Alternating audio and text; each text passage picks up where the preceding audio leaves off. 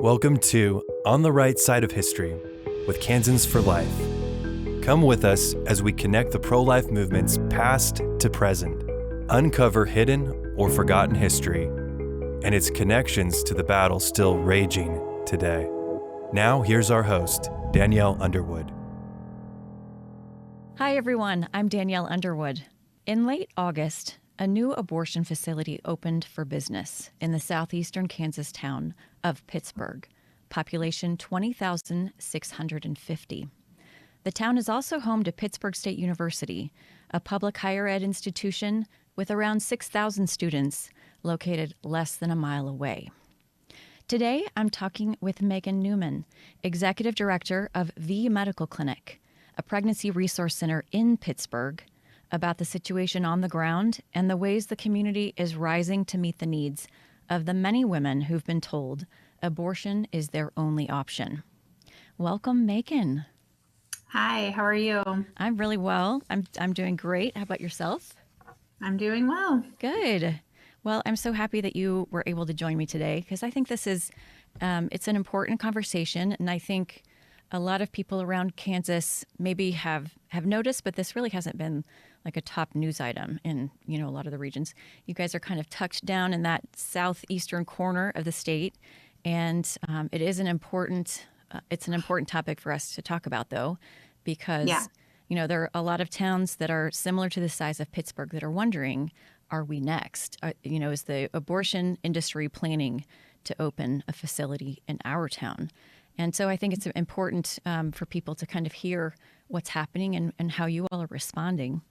So can you tell us, first of all, about Vie Medical Clinic? Sure. So Vie Medical Clinic, Vie is French for life. So our clinic is actually called Life Medical Clinic. And we do a lot of things. We are completely nonprofit. So every time that a person comes in, they don't have to pay anything. We're completely free. And we're very just donor funded. So we do a lot of fundraising during the year, and we get income through our donors. But we provide STD testing, pregnancy test, ultrasounds. We do pregnancy support. So we do counseling and parenting classes as well. And we offer just life mentoring in that sense. And we also cater to families in general. So men can come in and get counseling and STD testing as well. Oh, very interesting. Okay. So what are you seeing as your typical clientele who are coming in? We see a lot of younger clientele. So between the ages of 18 to 30 probably is what we see most. Okay. That kind of ties into my next question for you, because I was wondering, before this summer, I was wondering if there were significant differences that you saw about your pregnancy clinic versus, being in a college town versus one that's maybe in a typical Kansas town. Yeah, absolutely. We haven't really quite seen a huge difference. We occasionally see some students from the college, but a lot of the time we see clients that are coming in from like surrounding towns and not exactly from PSU, which is Pitt State University. And most of our clients are not college students. Interesting. Okay. And then what services are you offering to these women and men? I mean, other than, I understand the testing and then is it limited to just that initial visit, or do you have an ongoing relationship you build with clients that come in? Sure. Yeah, no, we try to build a relationship with every single person that walks in our door. Not only do we offer the service, but we also offer the gospel every time that somebody comes in, and we have that conversation with them. And we try to build the relationship as they continue services with us. So with our pregnant mothers, we offer 3 ultrasounds up until 28 weeks. And we offer in our boutique, we get from our donors, they are able to get a basket. So we encourage moms to continue to come in and see us. And with all of that, we also offer parenting classes. So if you go through the pregnancy here, you can come and do the pregnancy classes and parenting classes afterwards too. And with all of that, it's really easy to get attached to your clients, and because we're getting to know them on a personal level. And so it's really cool to be able to build those relationships and continue to have those relationships afterwards as well. I bet there are a lot of bonds that happen and friendships that really begin. Yes. Probably not only between you and the clients, but also between clients who come in and get to know each other and see themselves in this same part of life, that same season of life that they get to experience. Is there anything that you do to link them with each other as a peer support Absolutely. network? We hold group counseling as well. And so we can do like group parenting classes. So every once in a while, we'll be able to put together like groups of clients who will come in together and do those things together. We haven't done that in a while just because we didn't have a whole lot of clientele in that area. So we had a lot of like pregnancies and ultrasounds, but we didn't have a lot of like parenting and things like that. But that has since picked up over the last several months. And now we're just flooded with clients right now, which is wonderful. We're always having our phone ring.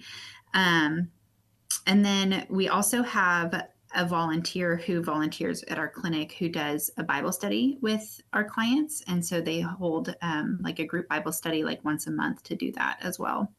And I'm assuming that's something that they can choose to participate in or choose to not. Yeah, so absolutely. Yeah. They have full consent over that and they can say yes or no. And yeah. That's wonderful. I think it is so important that women remain, just really in control of the decisions that they're making, because, making that kind of life-affirming decision, it takes courage and it takes just real commitment to that belief in, the importance of the life of their baby. And I think so many women are really kind of, I don't want to say beaten down, some of them are, but, we know that there's a significant portion of women who feel coerced into abortion, sometimes feel backed into that decision. And so you're there to give them other options. Absolutely. And we try to make sure that they're fully informed too. So when a client comes in and we have somebody disclose that they are abortion minded, we make sure that we counsel them in that way and make sure that they have all of the facts of what is going to happen, not only to them, but to the baby. And we try to be forward, but not too graphic in that sense of providing information. And so a lot of our clients sometimes just don't know. They don't know the process that happens. And so we've seen some changed minds in the sense of just because we have given them information. That's great. Information is key because we know that the abortion industry is no longer being held to this requirement to offer informed consent. And so you're providing facts-based information, which I think is so important. We have had so many women testify to us both privately and then also publicly about how little information they got from the abortion industry if they went through with an abortion decision, and just how sad that is that information would be withheld from them about what that would be, both short-term and long-term consequences for their lives. Well, that's all really interesting. It sounds like you guys are doing some fantastic things for your community. How long has Vie been? When was it established? We actually just had our 20th anniversary in September. So we've been here for 20 years. Well, congratulations. That's wonderful. Thank you. So then kind of flipping to the current events piece part of our conversation, the main reason that we wanted to make sure to talk with you. So as we said, in late August, there was an abortion clinic that opened for the very first time in your community. And I think it's safe to say that has caused quite a bit of an impact. And, we've heard from people who have been rightly very concerned about what that's doing to the fabric of your community. And I'm just wondering, what are you hearing since that time? Through our community, is that yes what you're asking? Yep. Our community, I feel like, has been a little bit more aware of what's going on, and a little bit more aware of who we are as well. And that has been just kind of like recently. And We, as in, so are you talking about V? Are you talking about Vie yes, Medical Clinic? yes. Okay. So you're saying there was awareness within the community about your existence, and so, but that's even become more important More for the so. community. Okay, interesting. Yes, Tell us more more. so. And so with Planned Parenthood coming on, our community has been more engaged with that, with us, and we're getting a lot more referrals towards us, and they're a lot more engaged with the issue of abortion in our town. And so we've had donors approach us, and we've had more clientele in the sense of just needing to seek options and what to do next. So is it safe then to say that the people of Pittsburgh they want to make sure that women have access to the resources they need to make Yes. life-affirming decisions for their babies? Yes. That's wonderful. So I've had some conversations with people who have told me what they've seen as they've been, so there have been groups of people praying at that abortion facility on the public sidewalks, of course, peacefully praying for the women who are coming to the facility. And they've told me that what they've seen is that the facility is requiring masks to be worn when they're entering the building. So they have a mask mandate that they're enforcing, even though there's no health threat, which I thought was very interesting. They also told me that women are being required to enter the building alone. So they're being told that they have to come in without the father or without any other potential support person, really in spite of the trauma that they are potentially about to go through. They're also being sent out the back door of the building when they leave. And I just thought that was so interesting. I don't know if you're hearing other things besides that, but when I hear those particular things just that reminds me of a recent podcast that I did with a woman named Megan Droppa of the Vitae Foundation. And she explained the grooming tactics that Planned Parenthood and other abortion providers use, where they really tap into this almost shame-based, the psychological, whether it's subconscious or conscious, they're reinforcing this, that the woman should feel very ashamed for being there, because they know that when they do that, that is like a control mechanism. So anyway, I guess I can't say all the reasons that they do that, but have you heard those same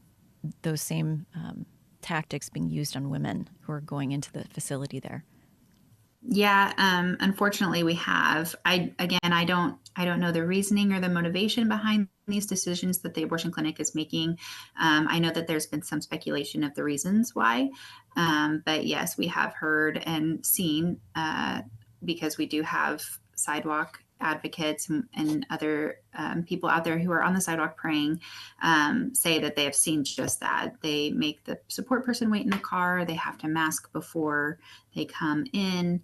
And so, yeah, we are seeing all of that. Mm-hmm. And what are members of the community speculating? What do they think that are the reasons that they're using these tactics? I'm not 100% sure the speculations of it. It could be to keep identity secret for identity purposes. The keeping the spouse or the support person in the car, I'm not really sure the motivation of that. Well, we know that the father is the key figure in a woman's decision of whether to choose to deliver her child. And it is very interesting that key support person is not being allowed to enter with her. It does make it seem very shameful and put that stigma on the woman. Mm-hmm. Yeah, I agree. So with this new situation in town, are there any adjustments that you all have had to make in how you're serving women and families during, and doing your outreach? Yeah, absolutely.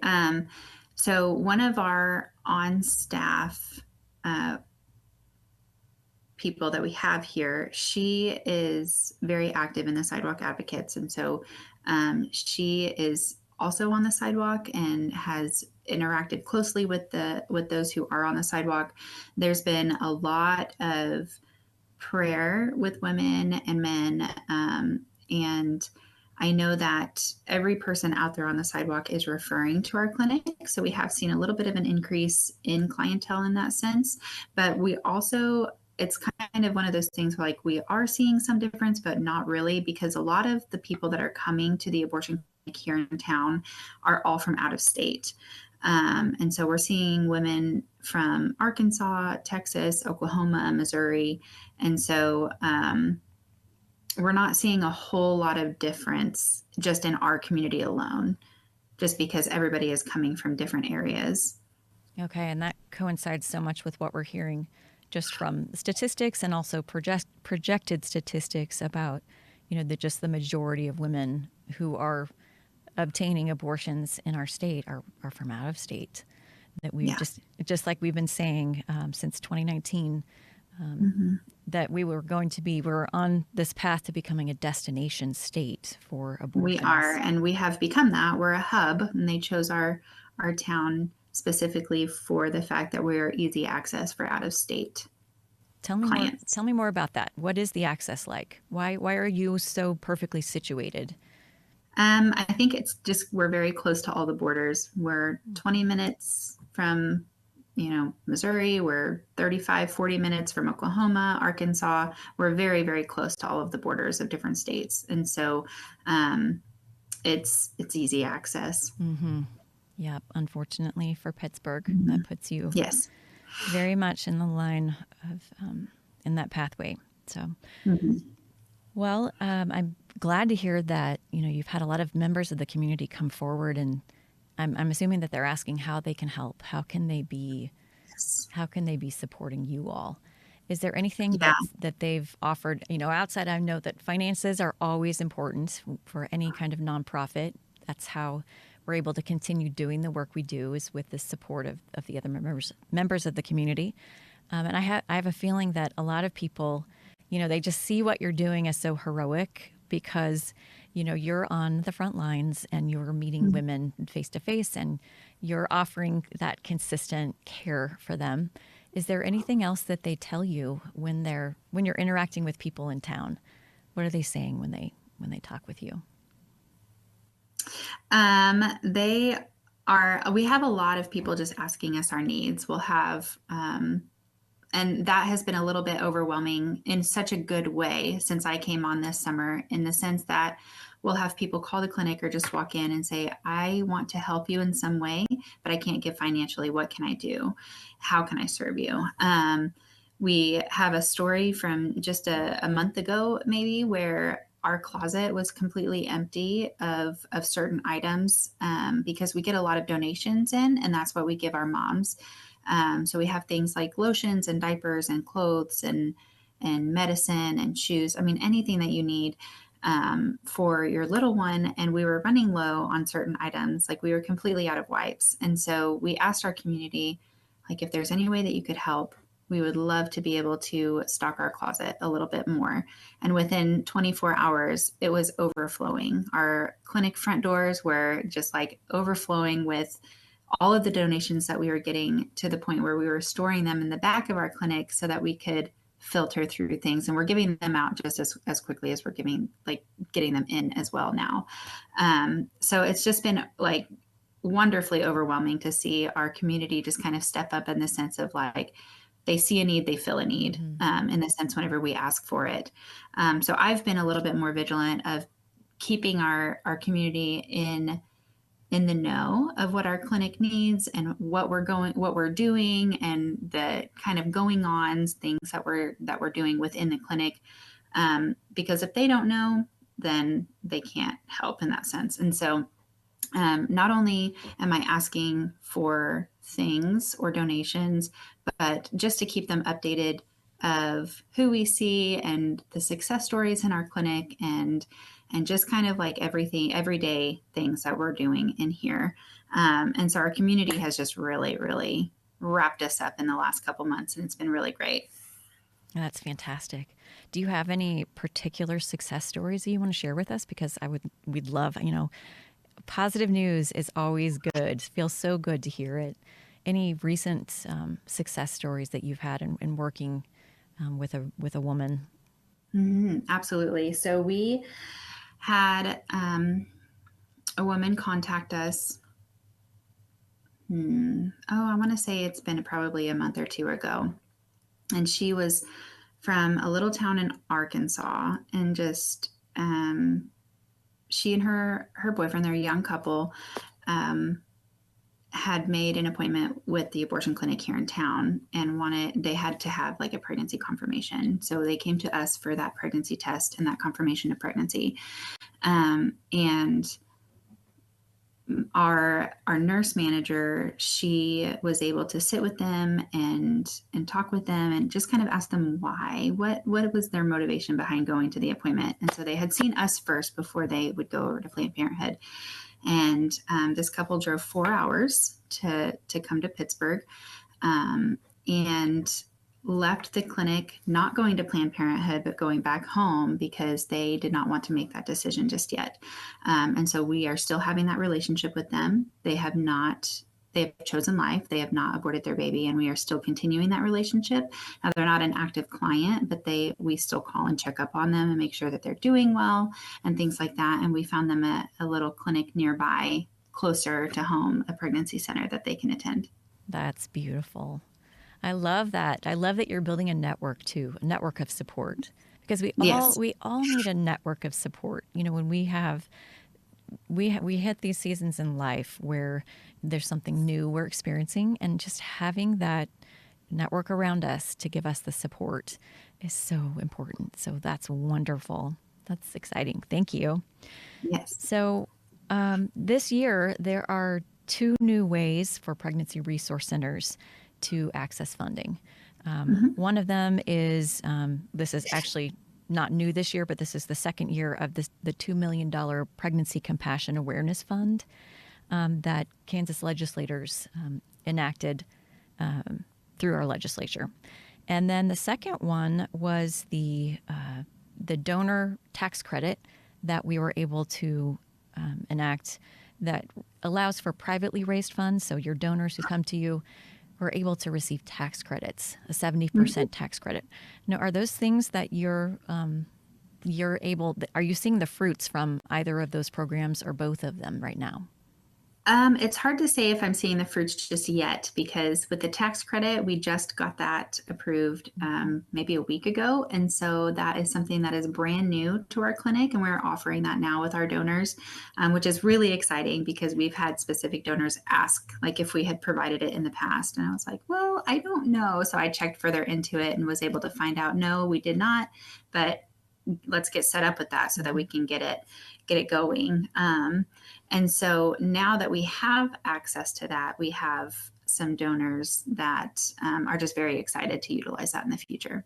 That's really exciting. I mean, just like we were talking about before with a nonprofit and how dependent you are on those private donations, it's going to be a really wonderful thing for both you and for the donors, and also for the women and the men and the families who are receiving those resources because of that. So that's how we come together. It's a win-win-win. And absolutely, that's the way I like to talk about it. So, so anything else you think other Kansans? So someone in Dodge City or Garden or Salina, they may have very little. They may not think a lot about what's happening down in Pittsburg, Kansas.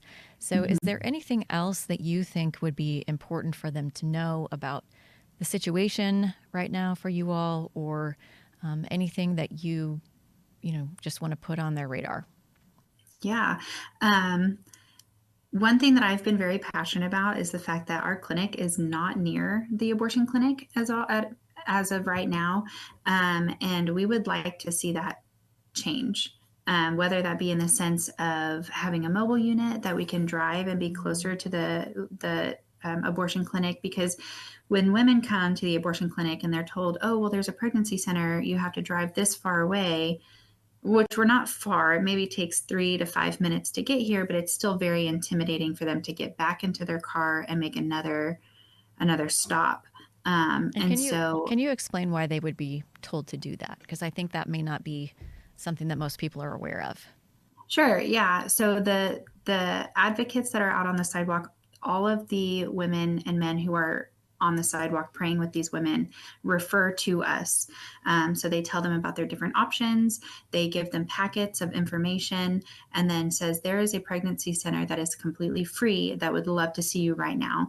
And you are welcome to just walk in. And then they would give them their address, give them our address, and have them come to us. To get that confirmation of pregnancy, to get the confirmation of pregnancy, the dating of the pregnancy, possibly. Yeah.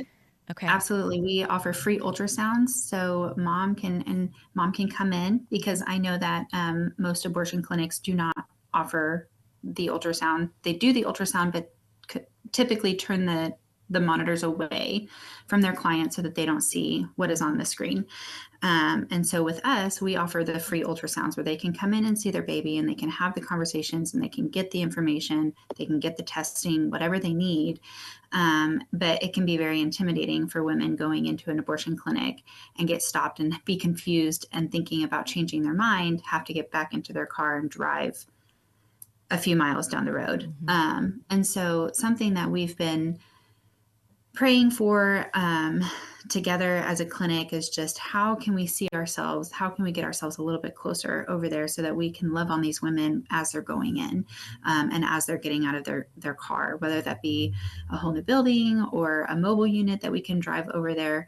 And so I think that for our surrounding communities, just knowing that it's really important that we are closer. It's really important that we do have more contact with the women and the men that are going into these clinics, just so that we can have those conversations with them on site if needed. Yeah, to be a presence. I love that.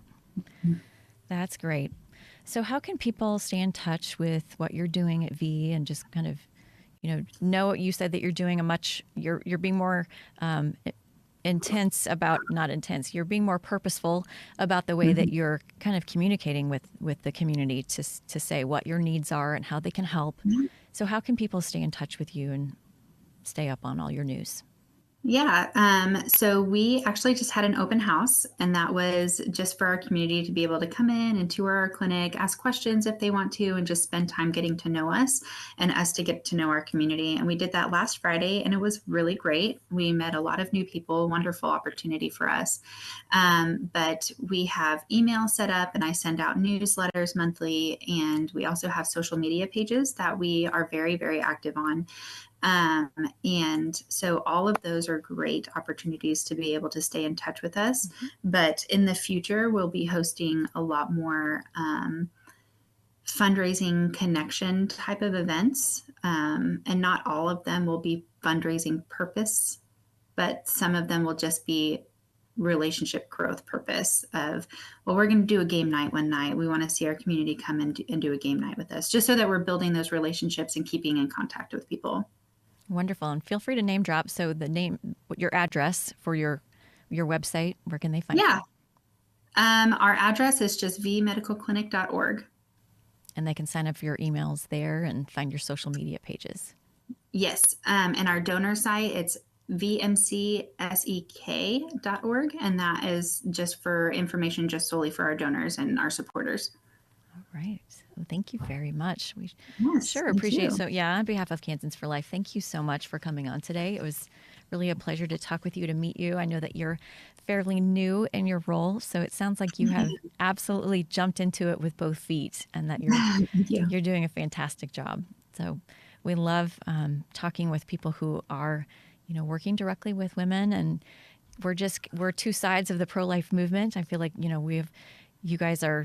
we're like heart and mind of the pro-life movement, and we love to work together with you guys as such important allies. So we're thrilled to be able to feature you. Well, thank you. I appreciate it. And I'm sure we'll be back in touch, if there are any changes that happen, or you be sure to let us know if you're seeing anything that needs attention that the people of Kansas may want to know about. Absolutely. Thank you so much for having me today. Yeah. Thank you, Megan. Thank you to all of you who are listening and sharing these podcasts. We'll keep working to bring you interesting conversations with information you can trust. A quick reminder, if you want an easy way that you can help support this podcast and the other great work KFL does, consider placing an order with 7 Weeks Coffee, which will donate 15% of the sales through our link on our website homepage back to us. Visit kfl.org to learn more.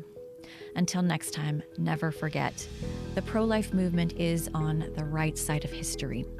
Stay strong. Truth will overcome. Thanks, friends. See you soon.